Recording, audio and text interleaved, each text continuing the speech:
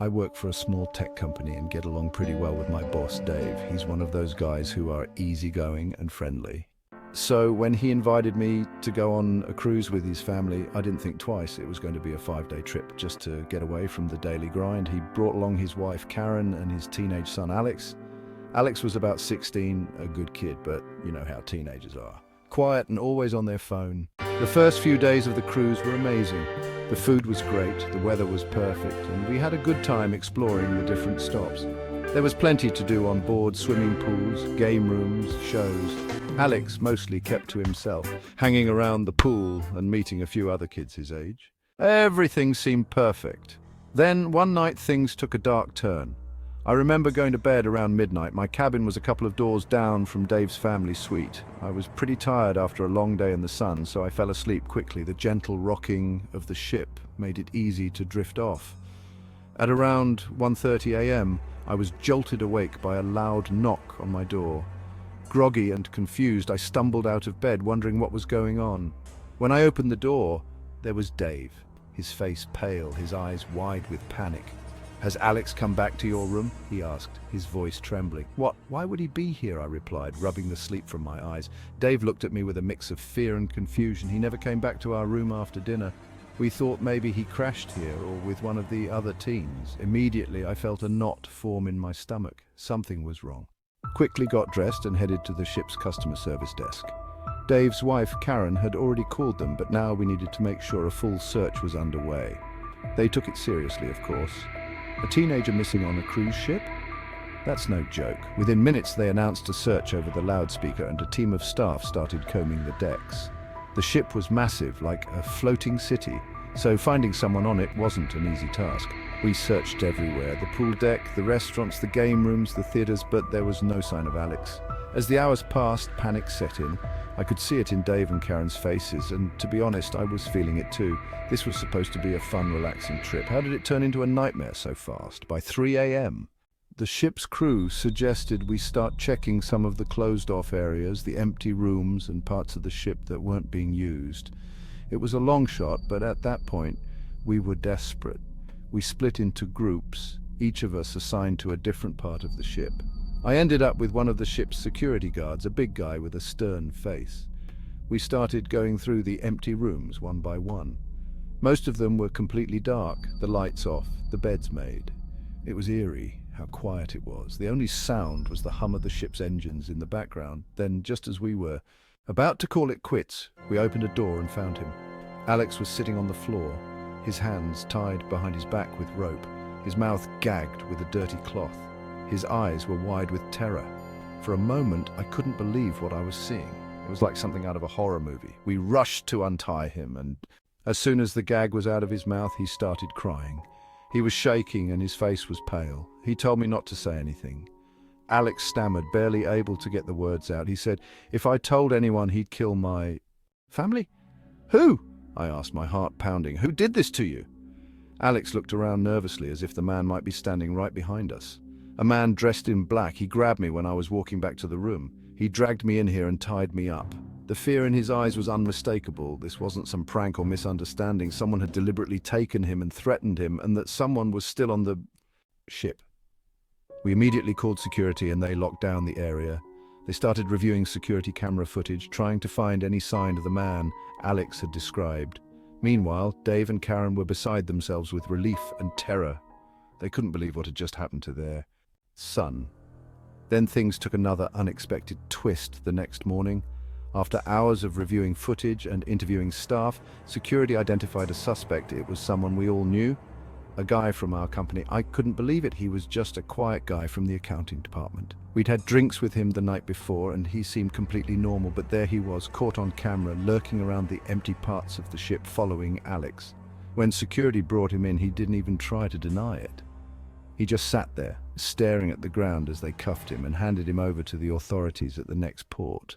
It turned out he had some sort of grudge against Dave. He thought kidnapping Alex would scare Dave and ruin him, but he didn't count on the ship's security and the cameras catching him. Even now, months after the cruise, I still think about that night. The way the ship felt so peaceful and safe, only to turn into a place of fear and danger. and that quiet guy from accounting, someone I would have never suspected planning something so twisted. I'm not sure I'll ever be able to set foot on a cruise ship again. The ocean may be vast, but nowhere is safe when you don't know what kind of monsters might be hiding in plain sight. Before we get into the next story, if you are here for the first time, please make sure to subscribe to our channel and press the bell icon for upcoming scary stories. We need your support. Please share these stories with your friends and family. Thanks. I was 13 years old when my family decided to go on a trip to... The ship was much larger than I had expected, with long, narrow hallways that seemed to stretch forever. My cabin was on the lower deck, tucked away from the busier parts of the ship. At first I liked the quiet, it gave me space to think and relax. But as the hours passed, the silence became almost too heavy. The gentle rocking of the ship and the faint hum of the engine were the only sounds. The night started normally enough. I had dinner, strolled around the deck under the stars, and then returned to my cabin to get some sleep. I wasn't feeling tired yet, so I spent some time reading before finally turning off the lights. I don't know how long I'd been asleep when it happened, but I suddenly woke up. The room was dark, but the dim glow from the hallway lights seeped in through the edges of the door. Everything was quiet, and for a moment I thought maybe I had just woken up for no reason. Then I heard it, a soft knock on my door. It was so faint that I wasn't even sure I had heard it at first. I sat up in bed, listening carefully. The knock came again, gentle but clear. I felt a cold shiver run down my spine. Who would be knocking on my door at this hour? I glanced at the clock on the small table next to my bed. It was 3 a.m. I hesitated for a moment, then slowly got out of bed and walked to the door. My hand hovered over the doorknob as I peered through the peephole, expecting to see someone outside, but there was no one. The hallway was empty, silent except for the distant creaking of the ship. My heart began to race as I opened the door slightly, just to be sure. I looked both ways down the hall, but no one was there. I stood there for a few seconds, feeling uneasy. Maybe it was just a prank, I thought. Maybe someone had knocked on the wrong door by mistake. I closed the door, locked it, and went back to bed, trying to shake off the strange feeling that something wasn't right. But sleep didn't come easily. I lay there in the darkness, staring up at the ceiling, listening to the soft creaks and groans of the ship. My mind kept drifting back to the knock. I couldn't stop thinking about it, and then something else. It happened. I was lying on my side, facing the wall, when I felt like someone was watching me. It was an odd feeling, one I couldn't explain. My body froze, and I slowly turned my head to look around the room. That's when I saw him. There, standing in the corner of my room, was a man. Or at least it looked like a man. He was tall and shadowy, his features hard to make out in the dim light. But I could see his eyes. They were dark and hollow, and they were staring directly at me. He didn't move. Didn't say a word, he just stood there, watching me. My heart pounded in my chest and I could barely breathe. I wanted to scream, but the sound caught in my throat. I couldn't take my eyes off him, frozen in terror. It was like my body refused to move. Finally, I gathered enough courage to leap out of bed. I didn't care about anything else. I had to get out of that room. I bolted for the door, fumbling with the lock before pulling it open and running out into the hallway. I didn't stop running until I reached the lobby, where a few of the crew staff were still awake. I was shaking, gasping for breath, and when I told them what had happened, they immediately sent security to check my room. I followed them back, staying a few steps behind, my heart still racing. When they opened the door, the room was empty. There was no one there.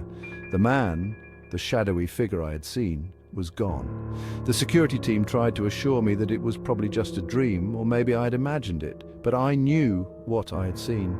I knew that man was real, or at least he had been.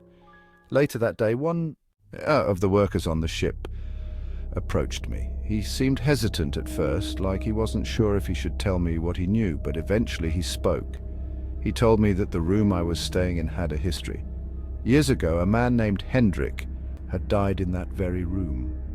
The details of his death were unclear. But ever since then, strange things had been reported by guests who stayed in the room.